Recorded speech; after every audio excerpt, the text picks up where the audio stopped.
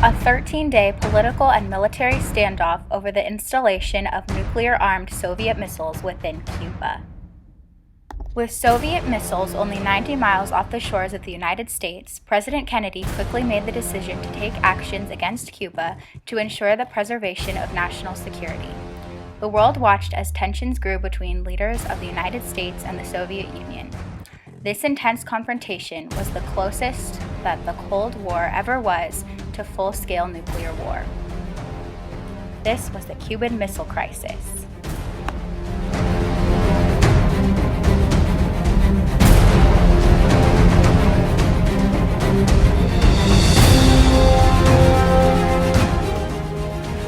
Tensions had been rising between the leaders of the United States and the Soviet Union following the failure of the Bay of Pigs invasion in 1961, where Cuban refugees who were armed and trained by the United States attempted to overthrow Cuban dictator Fidel Castro.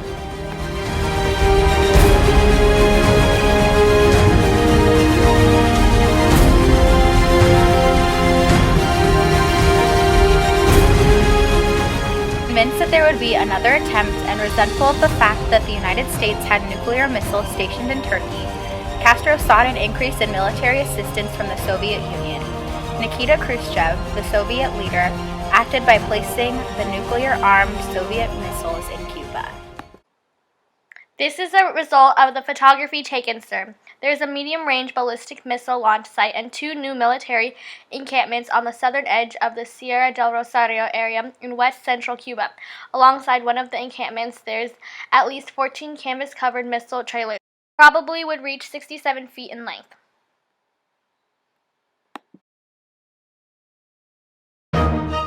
Following the CIA's discovery of the missiles on Cuba, Kennedy's advisors immediately briefed the president on the situation. On October 22, 1962, President Kennedy addressed the nation as he informed American citizens about the situation in Cuba.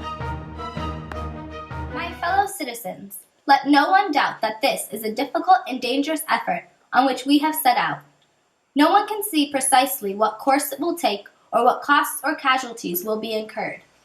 Many months of sacrifice and self-discipline lie ahead, months in which our patience and our will be tested, months in which many threats and denunciations will keep us aware of our dangers. But the greatest danger of all would be to do nothing.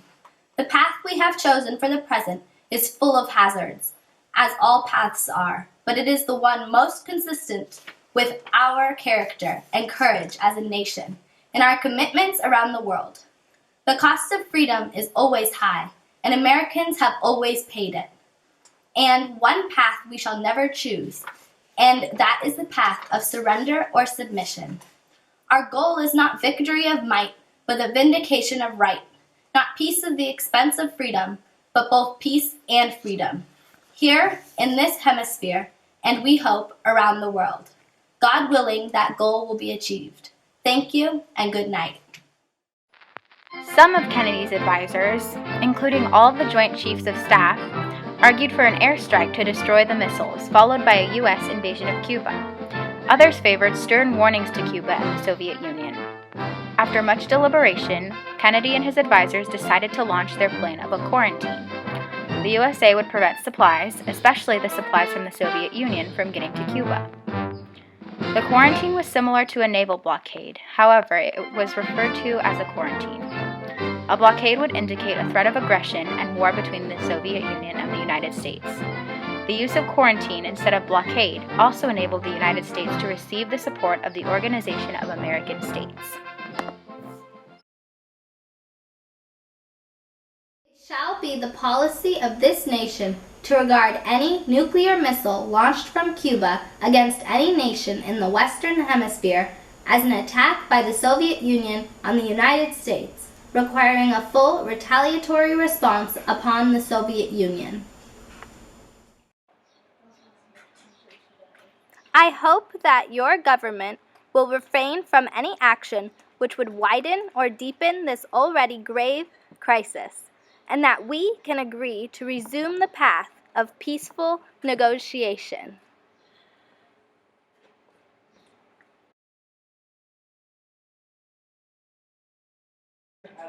You, Mr. President, are not declaring a quarantine, but rather are setting forth an ultimatum and threatening that if we do not give in to your demands, you will use force.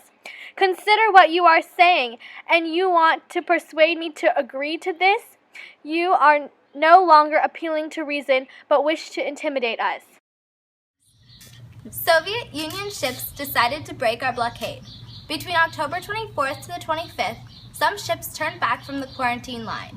Others were stopped by our U.S. naval forces. Meanwhile, U.S. planes over Cuba indicated that Soviet missile sites were ready for an attack. There was no apparent end to the crisis in sight. On October 26th, I told my advisors that it appeared that only a U.S. attack on Cuba would remove the missiles, but I also insisted on giving the situation more time. The crisis had reached a virtual stalemate. Then I addressed the U.S. through a letter and proposed an agreement that could be reached, in which the Soviets would remove our missiles from Cuba if the United States promised not to invade this land. This is what my letter said. If there is no intention to doom the world to the catastrophe of the thermonuclear war, then let us not only relax the forces pulling on the ends of the rope, let us take measures to untie that knot. We are ready for this. However, immediately following the previous letter, Khrushchev sent another letter stating that the removal of the U.S. missiles from Turkey must be included in the agreement. The USA decided to ignore Khrushchev's second letter. Before tensions grew even more, the Soviet Union and the United States came to an agreement. It appeared that the Soviet Union would remove its nuclear missiles in Cuba if the USA would remove its quarantine. It was not widely known to the public that the USA would also remove its missiles in Turkey. This made the USA look like the stronger power between the Soviet Union and the United States. On October 28th, Khrushchev issued a public statement that Soviet missiles would be dismantled and removed from Cuba.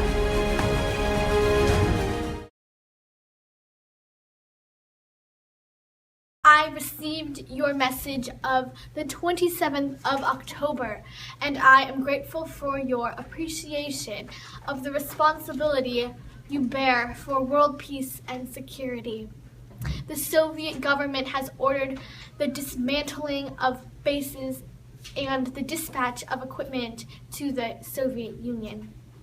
I wish to again state that the Soviet government has offered Cuba only defensive weapons. I appreciate your assurance that the United States will not invade Cuba. We must not allow the situation to deteriorate, but eliminate both hotbeds of tension, and we must see to it that no other conflicts occur which might lead to a world nuclear war. The crisis was over, but the naval quarantine continued until the Soviets agreed to remove their Il-28 bombers from Cuba. On November 20th, 1962, the United States ended its quarantine. U.S. Jupiter missiles were removed from Turkey in April 1963. At the end, we lucked out. It was luck that prevented nuclear war. We came that close to war in the end. Rational individuals. Kennedy was rational.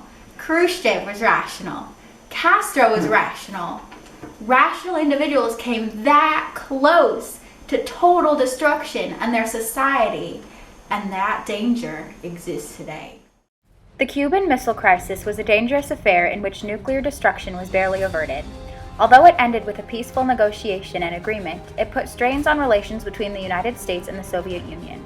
Some historians argue that the Cuban Missile Crisis was the climax of the race for nuclear power between the two nations. Overall, the event highlighted the importance of clear communications, as Kennedy and Khrushchev failed to fully understand each other, which caused their relations to deteriorate. In order to prevent a lack of communication in the future, a direct telephone line was established from the White House to the Kremlin, which soon became known as the Hotline. The Cuban Missile Crisis, which put the world under the threat of destruction, serves as a warning against the extreme desire for nuclear power, technological supremacy, and world domination.